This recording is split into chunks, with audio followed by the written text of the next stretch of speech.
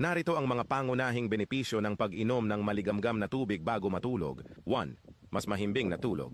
Nakaka-relax ito ng muscles at isip na nagpapabilis ng pagtulog. 2. Maayos na digestion.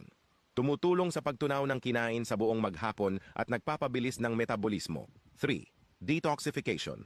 Nililinis ang digestive tract at nagpa-flush out ng mga lason sa katawan.